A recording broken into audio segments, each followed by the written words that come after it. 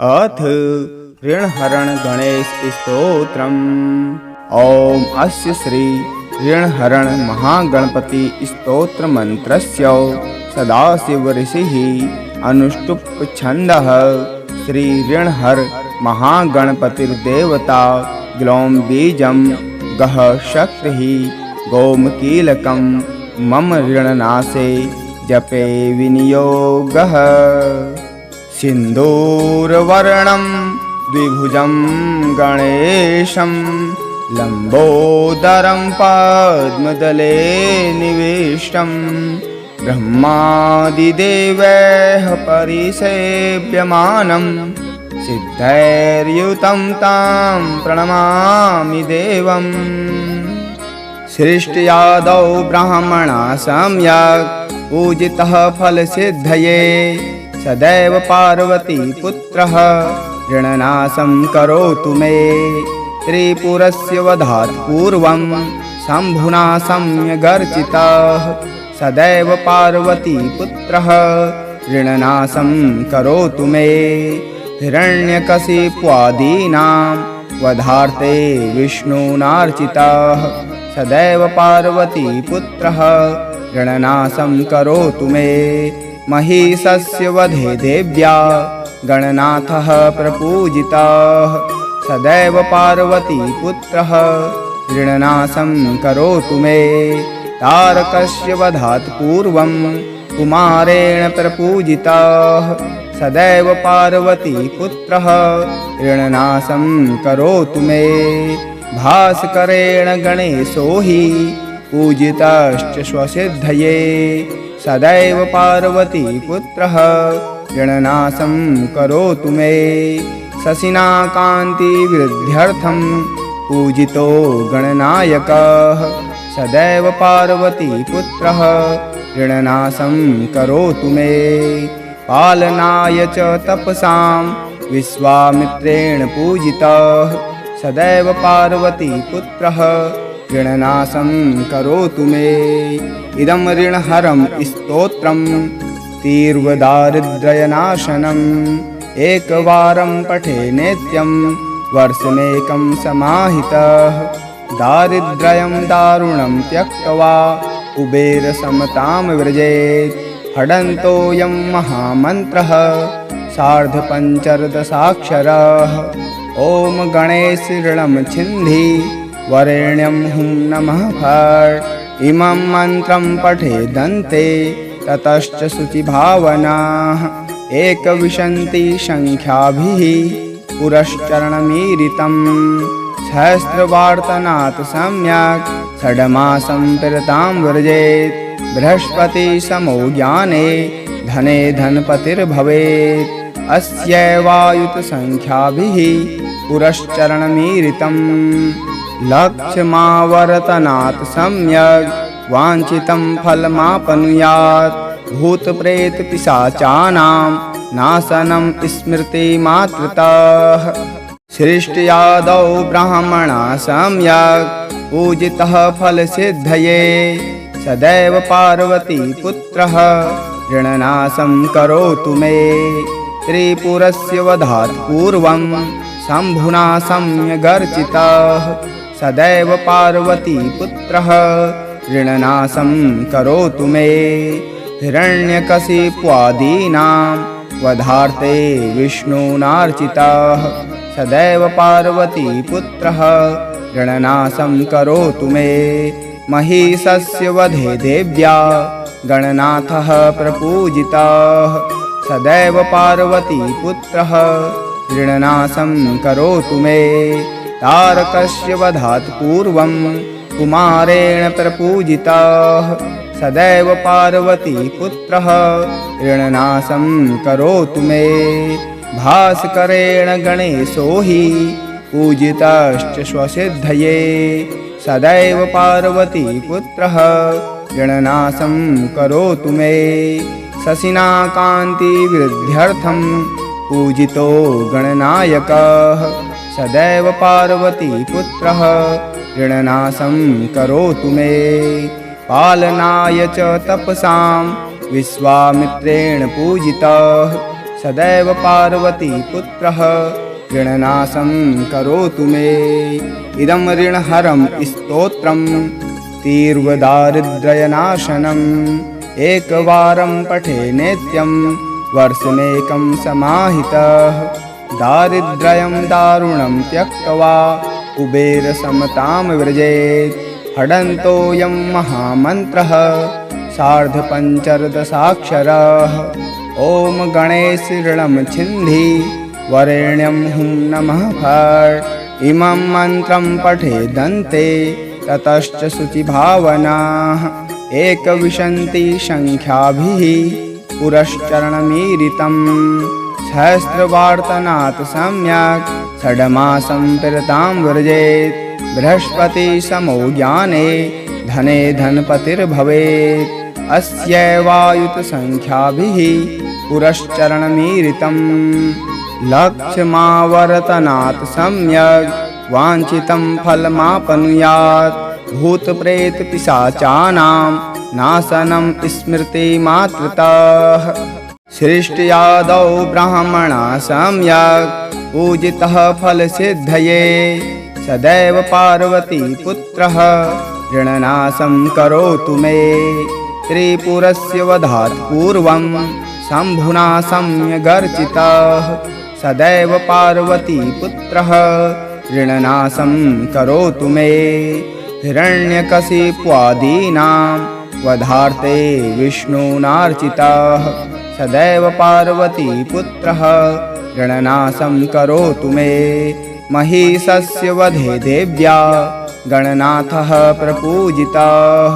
सदैव पार्वतीपुत्रः ऋणनाशं करोतु मे। तारकस्य वधात् पूर्वं कुमारेण प्रपूजितः। सदैव पार्वतीपुत्रः ऋणनाशं करोतु मे। भास्करेण गणेशो हि पूजितश्च स्वसिद्धये। सदैव पार्वतीपुत्रः ऋणनाशं करोतु मे। शशिना कान्तिवृद्ध्यर्थं पूजितो गणनायकः।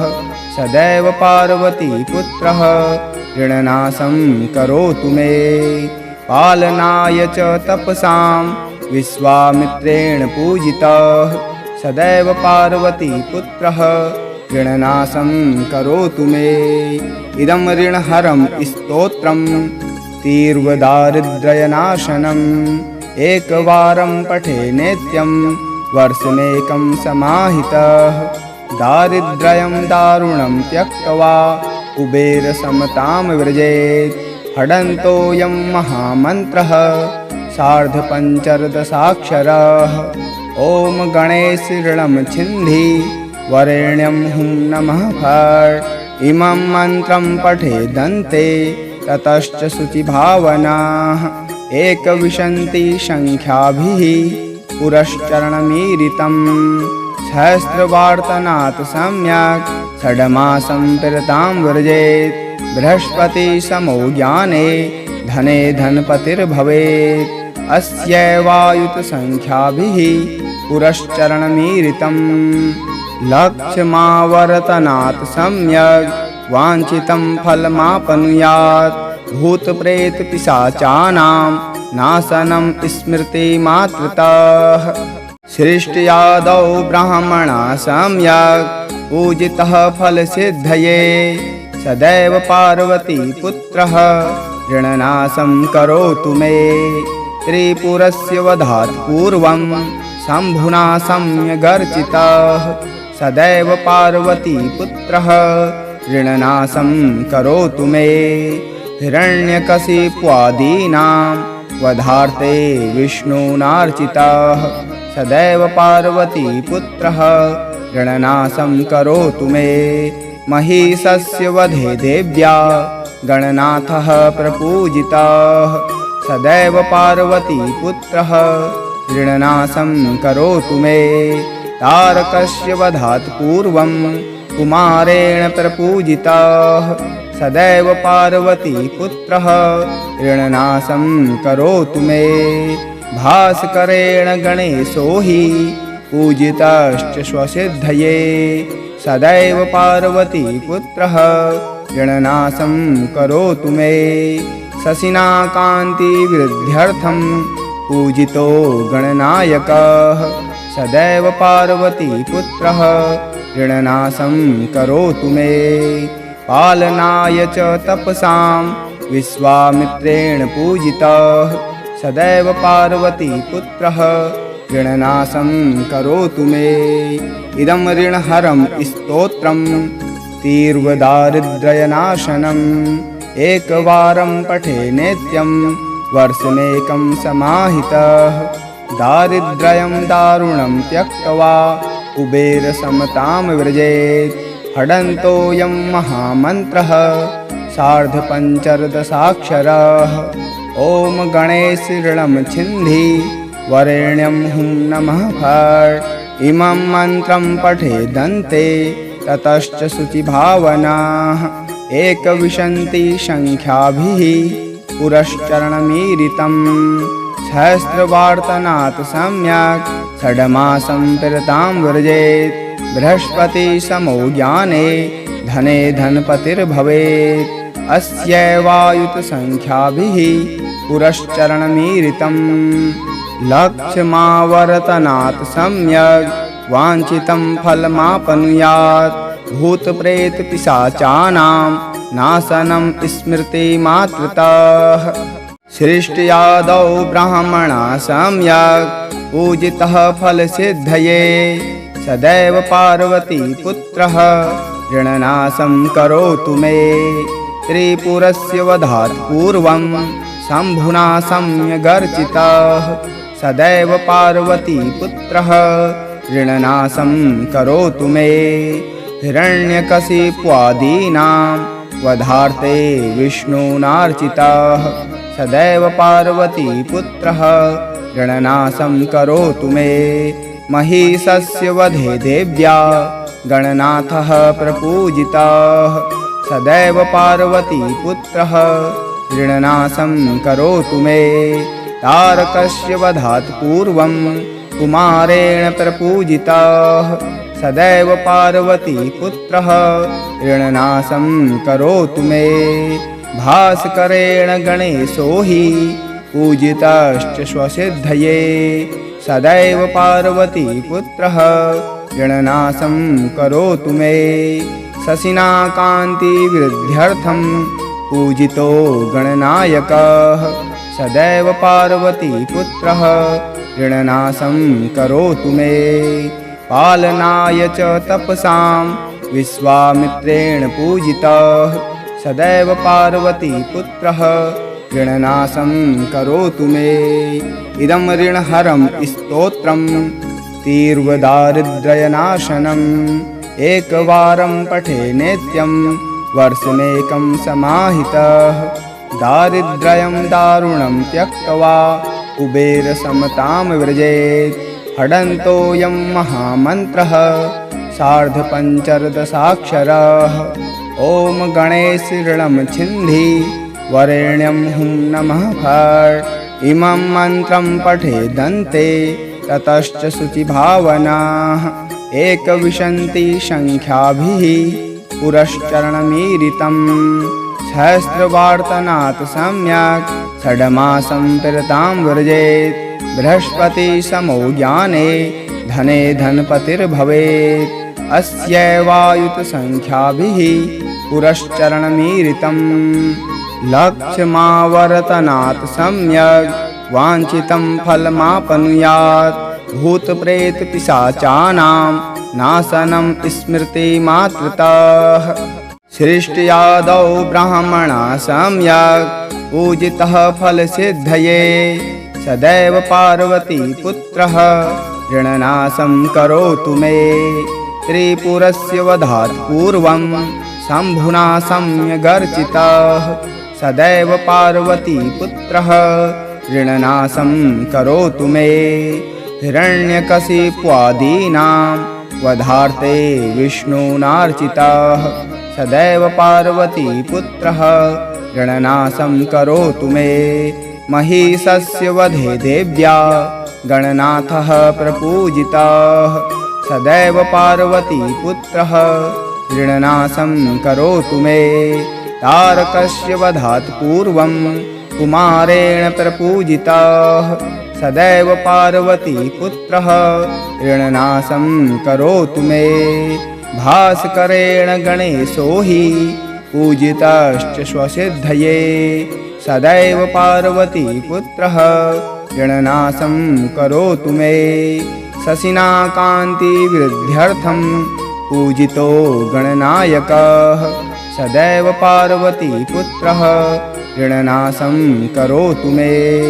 पालनाय च तपसां विश्वामित्रेण पूजितः सदैव पार्वतीपुत्रः ऋणनाशं करोतु मे। इदं ऋणहरं स्तोत्रं तीव्रदारिद्र्यनाशनम् एकवारं पठे नित्यं वर्षमेकं समाहितः। दारिद्र्यं दारुणं त्यक्त्वा कुबेरसमतां व्रजेत्। हडन्तोऽयं महामन्त्रः सार्धपञ्चदशाक्षरः। ॐ गणेश ऋणं छिन्धि वरेण्यं हुं नमः फट्। इमं मन्त्रं पठेदन्ते ततश्च शुचिभावनाः एकविंशतिसङ्ख्याभिः पुरश्चरणमीरितं। सहस्रवार्तनात् सम्यक् षड्मासं पिरतां व्रजेत्। बृहस्पतिसमो ज्ञाने धने धनपतिर्भवेत्। अस्यैवायुतसङ्ख्याभिः पुरश्चरणमीरितं। लक्ष्मावर्तनात् सम्यक् वाञ्छितं फलमाप्नुयात्। भूतप्रेतपिशाचानां नाशनं स्मृतिमात्रतः। सृष्ट्यादौ ब्राह्मणः सम्यक् पूजितः फलसिद्धये सदैव पार्वतीपुत्रः ऋणनाशं करोतु मे। त्रिपुरस्य वधात् पूर्वं शम्भुना सम्यगर्चितः सदैव पार्वतीपुत्रः ऋणनाशं करोतु मे। हिरण्यकशिप्वादीनां वधार्थे विष्णुनार्चितः सदैव पार्वतीपुत्रः ऋणनाशं करोतु मे। महिषस्य वधे देव्या गणनाथः प्रपूजितः सदैव पार्वतीपुत्रः ऋणनाशं करोतु मे। तारकस्य वधात् पूर्वं कुमारेण प्रपूजितः सदैव पार्वतीपुत्रः ऋणनाशं करोतु मे। भास्करेण गणेशो हि पूजितश्च स्वसिद्धये सदैव पार्वतीपुत्रः ऋणनाशं करोतु मे। शशिना कान्तिवृद्ध्यर्थं पूजितो गणनायकः सदैव पार्वतीपुत्रः ऋणनाशं करोतु मे। पालनाय च तपसां विश्वामित्रेण पूजितः सदैव पार्वतीपुत्रः ऋणनाशं करोतु मे। इदं ऋणहरं स्तोत्रं तीव्रदारिद्र्यनाशनम् एकवारं पठे नित्यं वर्षमेकं समाहितः। दारिद्र्यं दारुणं त्यक्त्वा कुबेरसमतां व्रजेत्। हडन्तोऽयं महामन्त्रः सार्धपञ्चदशाक्षरः। ॐ गणेश ऋणं छिन्धि वरेण्यं हुं नमः फट्। इमं मन्त्रं पठेदन्ते ततश्च शुचिभावनाः एकविंशतिसङ्ख्याभिः पुरश्चरणमीरितं। सहस्रवार्तनात् सम्यक् षड्मासं पिरतां व्रजेत्। बृहस्पतिसमो ज्ञाने धने धनपतिर्भवेत्। अस्यैवायुतसङ्ख्याभिः पुरश्चरणमीरितं। लक्ष्मावर्तनात् सम्यक् वाञ्छितं फलमाप्नुयात्। भूतप्रेतपिशाचानां नाशनं स्मृतिमात्रतः। सृष्ट्यादौ ब्राह्मणः सम्यक् पूजितः फलसिद्धये सदैव पार्वतीपुत्रः ऋणनाशं करोतु मे। त्रिपुरस्य वधात् पूर्वं शम्भुना सम्यगर्चितः सदैव पार्वतीपुत्रः ऋणनाशं करोतु मे। हिरण्यकशिप्वादीनां वधार्थे विष्णुनार्चितः सदैव पार्वतीपुत्रः ऋणनाशं करोतु मे। महिषस्य वधे देव्या गणनाथः प्रपूजितः सदैव पार्वतीपुत्रः ऋणनाशं करोतु मे। तारकस्य वधात् पूर्वं कुमारेण प्रपूजितः सदैव पार्वतीपुत्रः ऋणनाशं करोतु मे। भास्करेण गणेशो हि पूजितश्च स्वसिद्धये सदैव पार्वतीपुत्रः ऋणनाशं करोतु मे। शशिना कान्तिवृद्ध्यर्थं पूजितो गणनायकः सदैव पार्वतीपुत्रः ऋणनाशं करोतु मे। पालनाय च तपसां विश्वामित्रेण पूजितः सदैव पार्वतीपुत्रः ऋणनाशं करोतु मे। इदं ऋणहरं स्तोत्रं तीव्रदारिद्र्यनाशनम् एकवारं पठे नित्यं वर्षमेकं समाहितः। दारिद्र्यं दारुणं त्यक्त्वा कुबेरसमतां व्रजेत्। हडन्तोऽयं महामन्त्रः सार्धपञ्चदशाक्षरः। ॐ गणेश ऋणं छिन्धि वरेण्यं हुं नमः फट्। इमं मन्त्रं पठेदन्ते ततश्च शुचिभावनाः एकविंशतिसङ्ख्याभिः पुरश्चरणमीरितं। सहस्रवार्तनात् सम्यक् षड्मासं पिरतां व्रजेत्। बृहस्पतिसमो ज्ञाने धने धनपतिर्भवेत्। अस्यैवायुतसङ्ख्याभिः पुरश्चरणमीरितं। लक्ष्मावर्तनात् सम्यक् वाञ्छितं फलमाप्नुयात्। भूतप्रेतपिशाचानां नाशनं स्मृतिमात्रतः। सृष्ट्यादौ ब्राह्मणः सम्यक् पूजितः फलसिद्धये सदैव पार्वतीपुत्रः ऋणनाशं करोतु मे। त्रिपुरस्य वधात् पूर्वं शम्भुना सम्यगर्चितः सदैव पार्वतीपुत्रः ऋणनाशं करोतु मे। हिरण्यकशिप्वादीनां वधार्थे विष्णुनार्चितः सदैव पार्वतीपुत्रः ऋणनाशं करोतु मे। महिषस्य वधे देव्या गणनाथः प्रपूजितः सदैव पार्वतीपुत्रः ऋणनाशं करोतु मे। तारकस्य वधात् पूर्वं कुमारेण प्रपूजितः सदैव पार्वतीपुत्रः ऋणनाशं करोतु मे। भास्करेण गणेशो हि पूजितश्च स्वसिद्धये सदैव पार्वतीपुत्रः ऋणनाशं करोतु मे। शशिना कान्तिवृद्ध्यर्थं पूजितो गणनायकः सदैव पार्वतीपुत्रः ऋणनाशं करोतु मे। पालनाय च तपसां विश्वामित्रेण पूजितः सदैव पार्वतीपुत्रः ऋणनाशं करोतु मे। इदं ऋणहरं स्तोत्रं तीव्रदारिद्र्यनाशनम् एकवारं पठे नित्यं वर्षमेकं समाहितः। दारिद्र्यं दारुणं त्यक्त्वा कुबेरसमतां व्रजेत्। हडन्तोऽयं महामन्त्रः सार्धपञ्चदशाक्षरः। ॐ गणेश ऋणं छिन्धि वरेण्यं हुं नमः फट्। इमं मन्त्रं पठेदन्ते ततश्च शुचिभावनाः एकविंशतिसङ्ख्याभिः पुरश्चरणमीरितं। सहस्रवार्तनात् सम्यक् षड्मासं पिरतां व्रजेत्। बृहस्पतिसमो ज्ञाने धने धनपतिर्भवेत्। अस्यैवायुतसङ्ख्याभिः पुरश्चरणमीरितं। लक्ष्मावर्तनात् सम्यक् वाञ्छितं फलमाप्नुयात्। भूतप्रेतपिशाचानां नाशनं स्मृतिमात्रतः।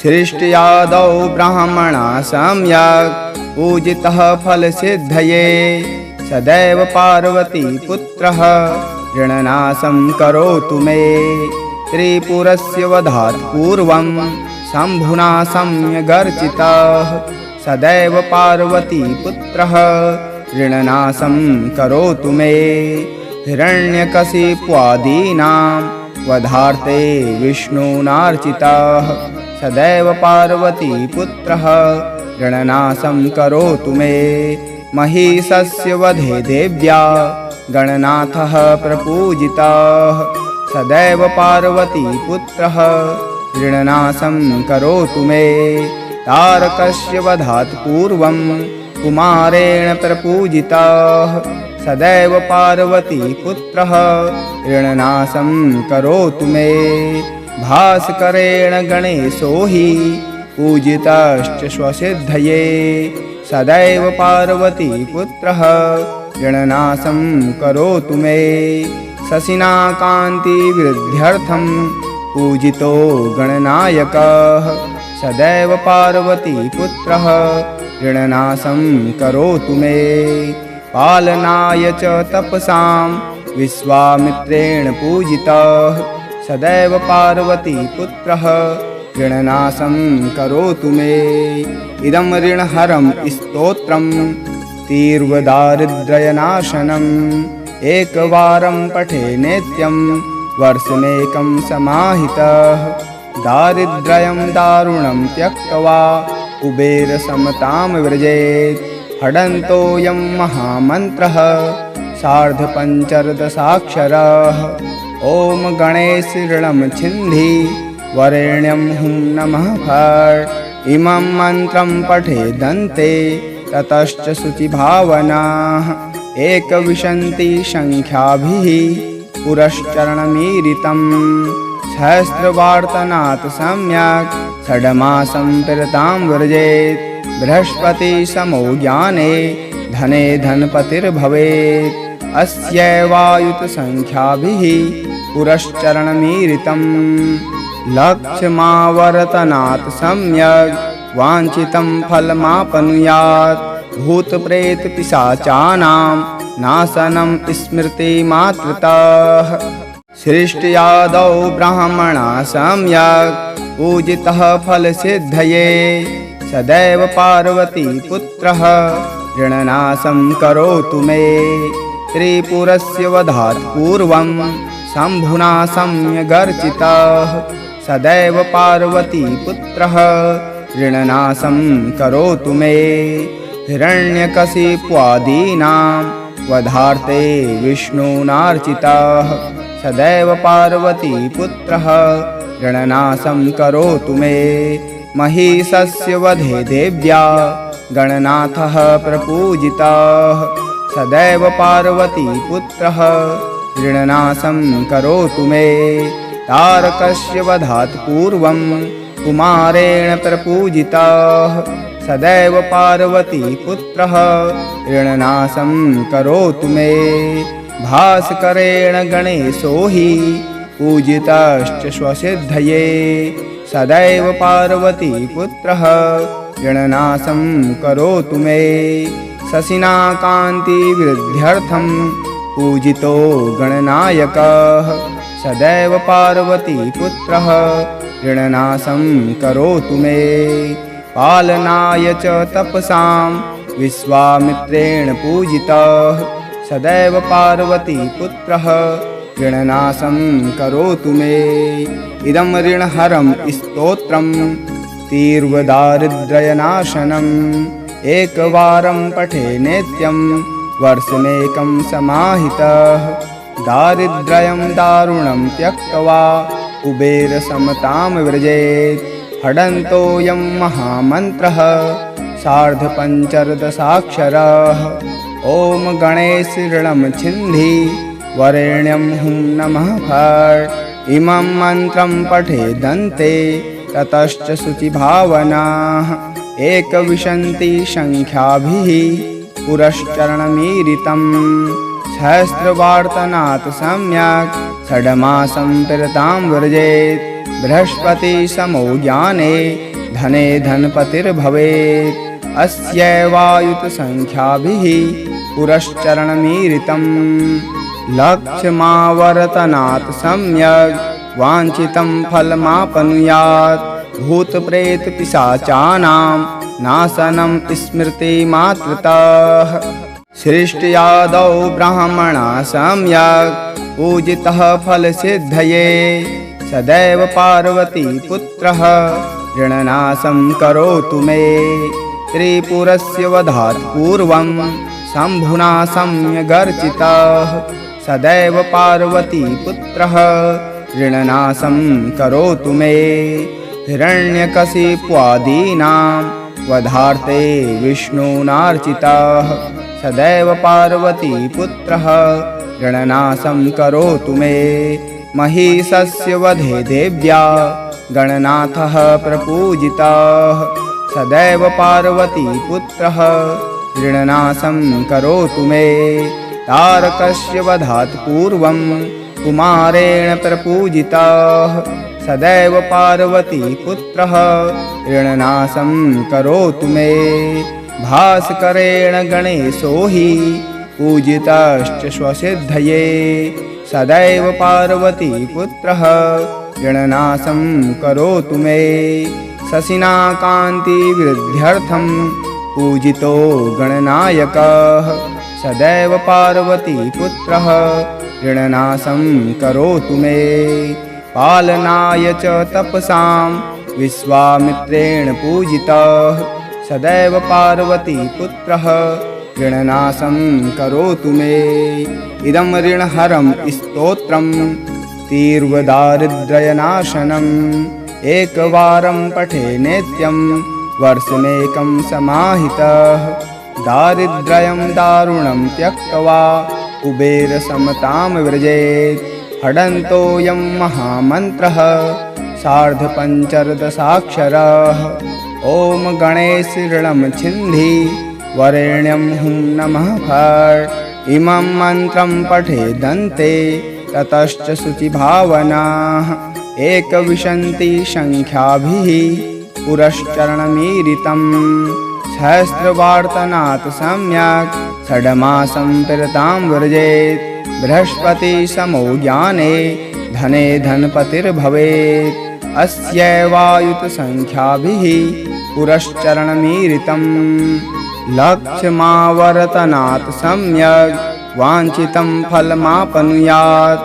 भूतप्रेतपिशाचानां नाशनं स्मृतिमात्रतः सृष्ट्यादौ ब्राह्मणा सम्यक् पूजितः फलसिद्धये सदैव पार्वती पुत्रः ऋणनाशं करोतु मे। त्रिपुरस्य वधात् पूर्वं शम्भुना सम्यगर्चितः सदैव पार्वती पुत्रः ऋणनाशं करोतु मे।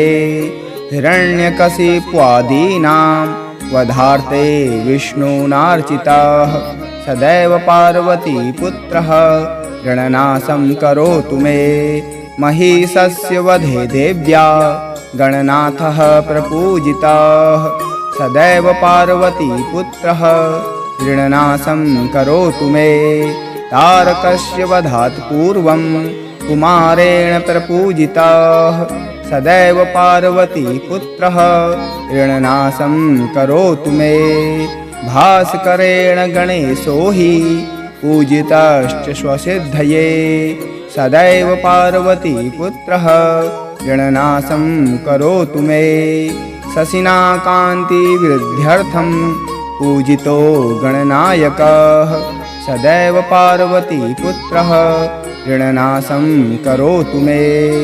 पालनाय च तपसां विश्वामित्रेण पूजितः सदैव पार्वती पुत्रः ऋणनाशं करोतु मे। इदं ऋणहरं स्तोत्रं तीव्रदारिद्र्यनाशनम् एकवारं पठे नित्यं वर्षमेकं समाहितः। दारिद्र्यं दारुणं त्यक्त्वा कुबेरसमतां व्रजेत्। हडन्तोऽयं महामन्त्रः सार्धपञ्चदशाक्षरः। ॐ गणेश ऋणं छिन्धि वरेण्यं हुं नमः फट्। इमं मन्त्रं पठेदन्ते ततश्च शुचिभावनाः एकविंशति संख्याभिः पुरश्चरणमीरितं सहस्रवार्तनात् सम्यक् षड्मासं पिरतां व्रजेत्। बृहस्पतिसमो ज्ञाने धने धनपतिर्भवेत्। अस्यैवायुतसंख्याभिः पुरश्चरणमीरितं लक्ष्यमावर्तनात् सम्यक् वाञ्छितं फलमाप्नुयात्। भूतप्रेतपिशाचानां नाशनं स्मृतिमात्रतः। सृष्ट्यादौ ब्राह्मणा सम्यक् पूजितः फलसिद्धये। सदैव पार्वतीपुत्रः ऋणनाशं करोतु मे। त्रिपुरस्य वधात् पूर्वं शम्भुना सम्यगर्चितः।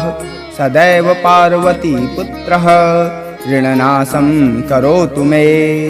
हिरण्यकशिप्वादीनां वधार्थे विष्णुनार्चितः। सदैव पार्वतीपुत्रः ऋणनाशं करोतु मे। महिषस्य वधे देव्या गणनाथः प्रपूजितः। सदैव पार्वतीपुत्रः ऋणनाशं करोतु मे। तारकस्य वधात् पूर्वं कुमारेण प्रपूजितः। सदैव पार्वतीपुत्रः ऋणनाशं करोतु मे।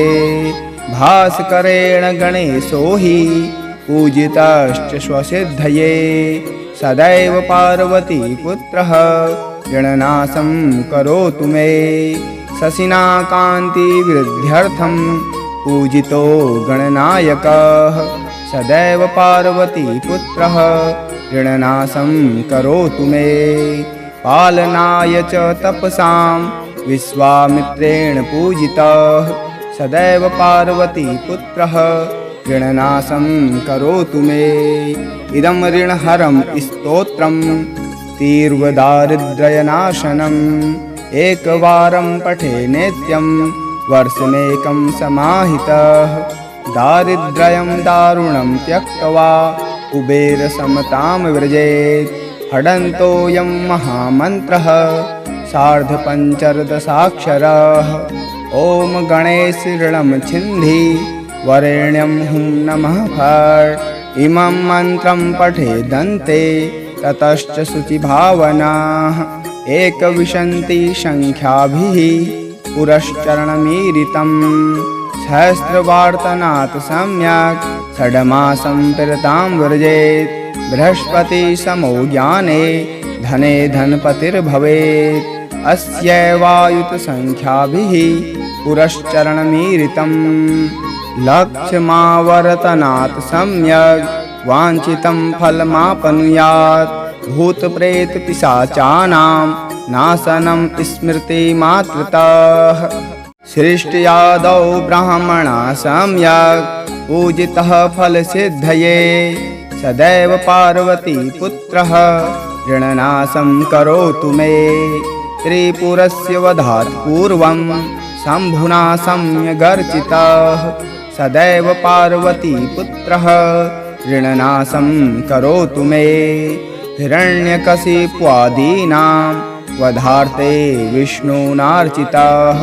सदैव पार्वतीपुत्रः ऋणनाशं करोतु मे। महिषस्य वधे देव्या गणनाथः प्रपूजितः। सदैव पार्वतीपुत्रः ऋणनाशं करोतु मे। तारकस्य वधात् पूर्वं कुमारेण प्रपूजितः। सदैव पार्वतीपुत्रः ऋणनाशं करोतु मे। भास्करेण गणेशो हि पूजितश्च स्वसिद्धये। सदैव पार्वतीपुत्रः ऋणनाशं करोतु मे। शशिना कान्तिवृद्ध्यर्थं पूजितो गणनायकः। सदैव पार्वतीपुत्रः ऋणनाशं करोतु मे। पालनाय च तपसां विश्वामित्रेण पूजितः। सदैव पार्वतीपुत्रः ऋणनाशं करोतु मे।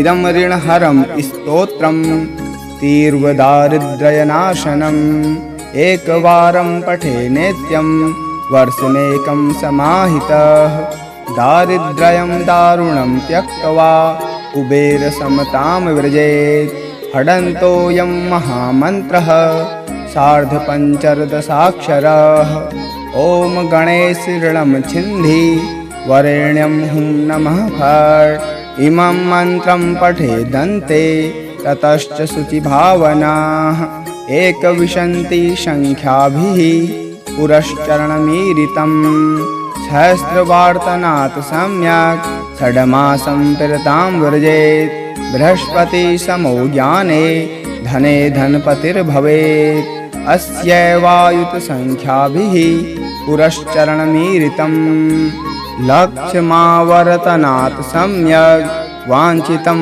फलमापनुयात् भूतप्रेतपिशाचानां नाशनं स्मृतिमात्रतः सृष्ट्यादौ ब्राह्मणा सम्यक् पूजितः फलसिद्धये सदैव पार्वतीपुत्रः ऋणनाशं करोतु मे त्रिपुरस्य वधात् पूर्वं शम्भुना सम्यगर्चितः सदैव पार्वतीपुत्रः ऋणनाशं करोतु मे हिरण्यकशिप्वादीनां वधार्थे विष्णुनार्चितः सदैव पार्वतीपुत्रः ऋणनाशं करोतु मे महिषस्य वधे देव्या गणनाथः प्रपूजितः सदैव पार्वतीपुत्रः ऋणनाशं करोतु मे तारकस्य वधात् पूर्वं कुमारेण प्रपूजितः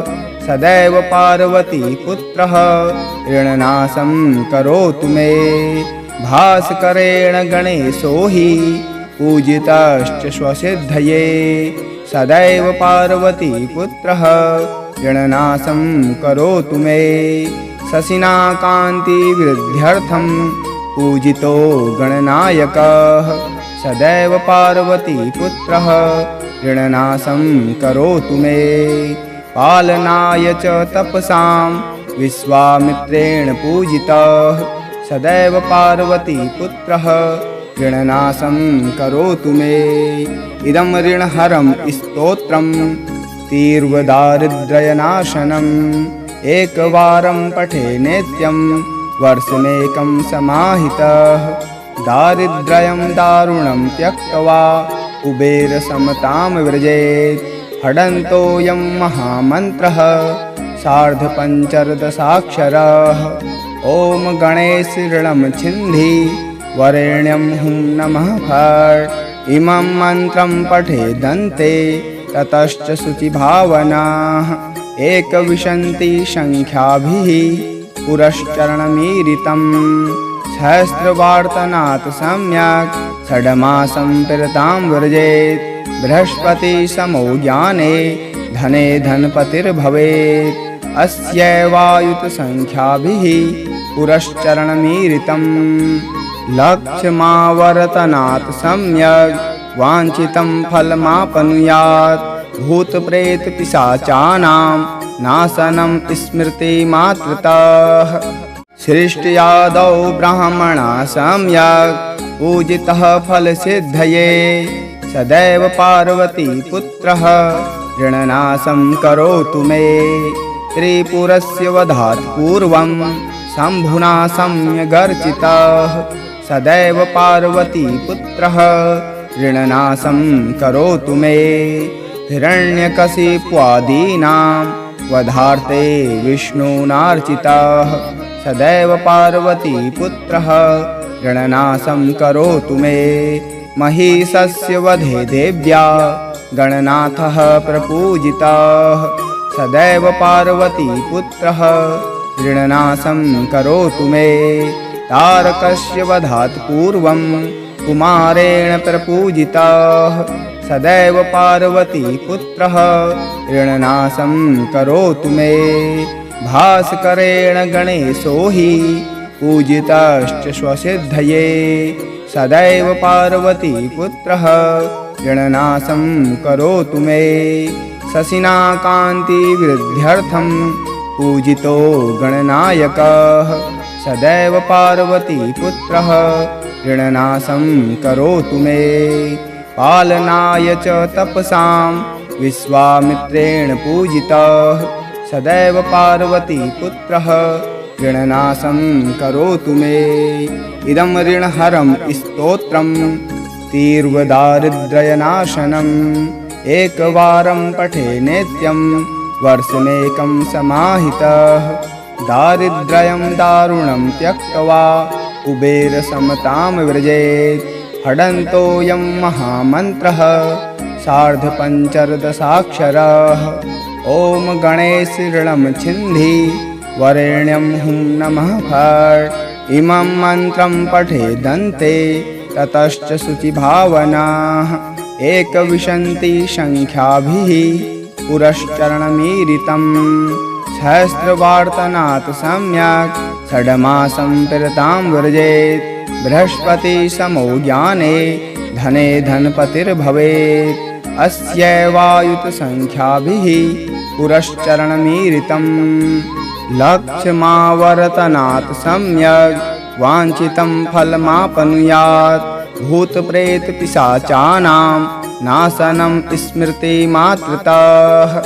सृष्ट्यादौ ब्राह्मणा सम्यक् पूजितः फलसिद्धये सदैव पार्वतीपुत्रः ऋणनाशं करोतु मे।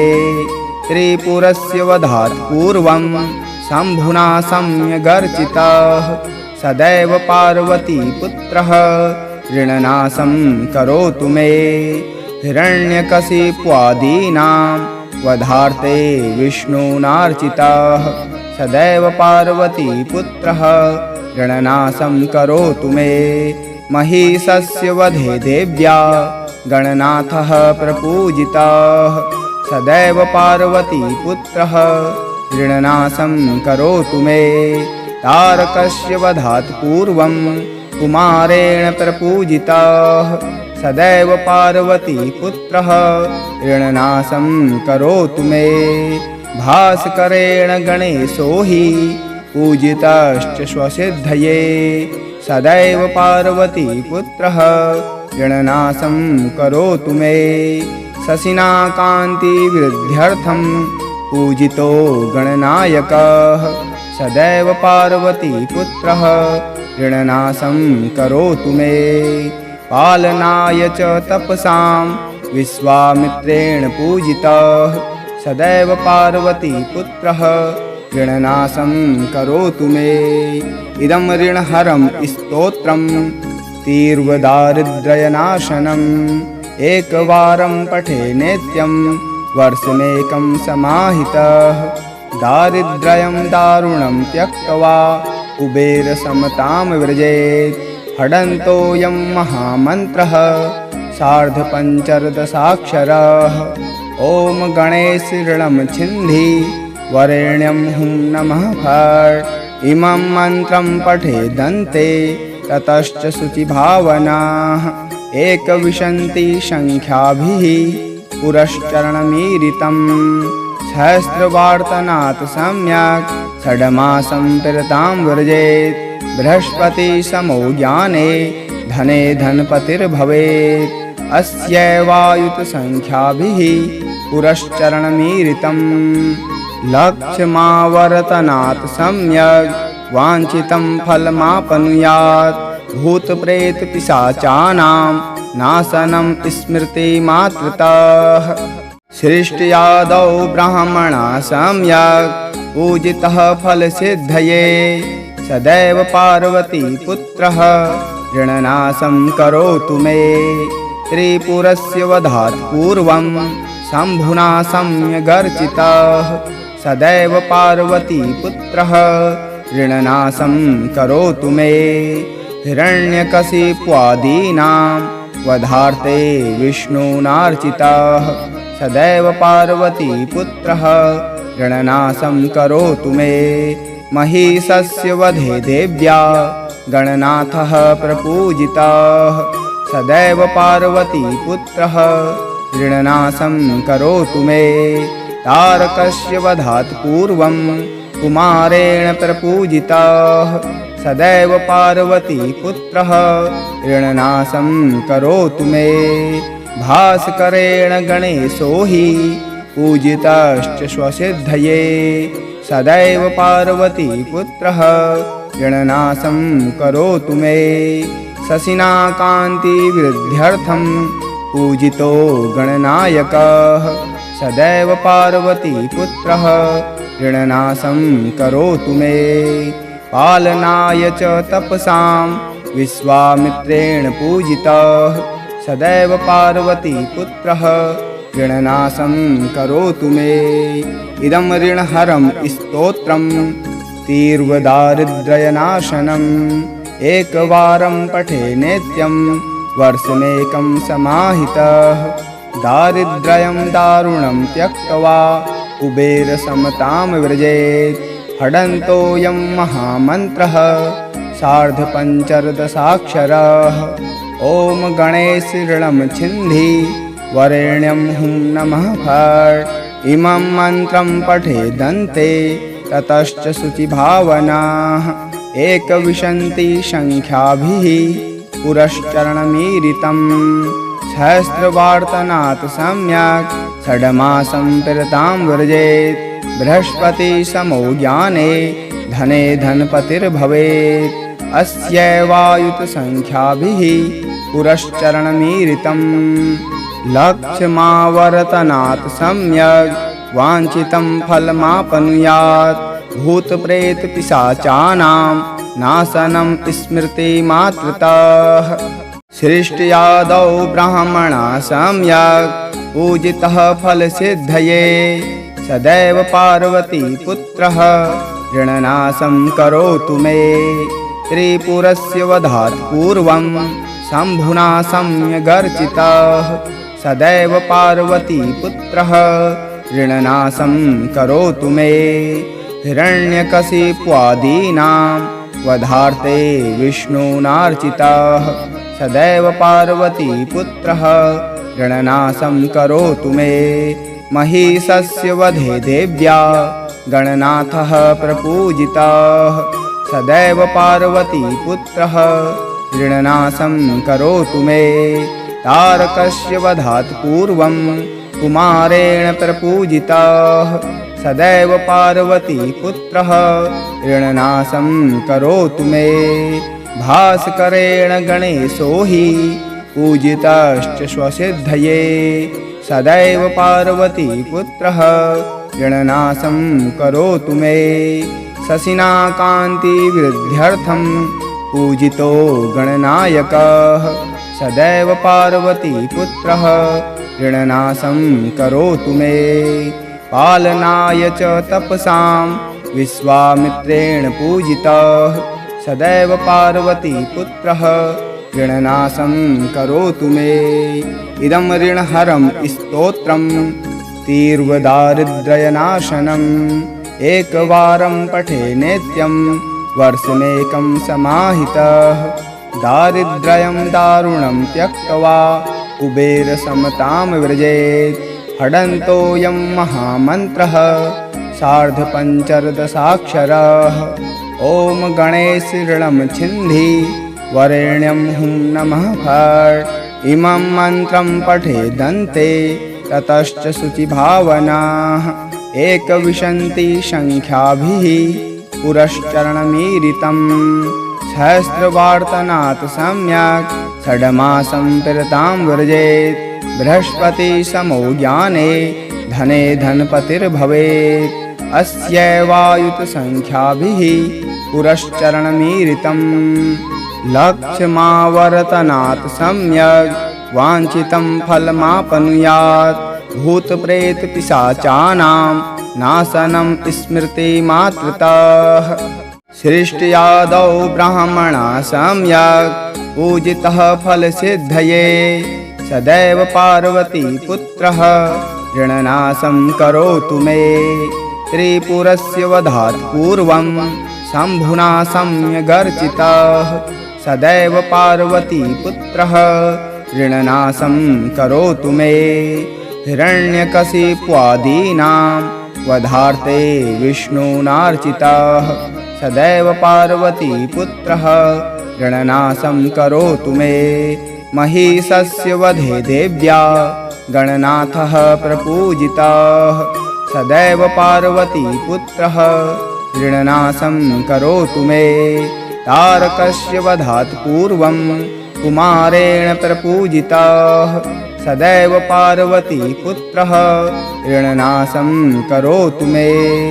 भास्करेण गणेशो हि पूजितश्च स्वसिद्धये सदैव पार्वती पुत्रः ऋणनाशं करोतु मे।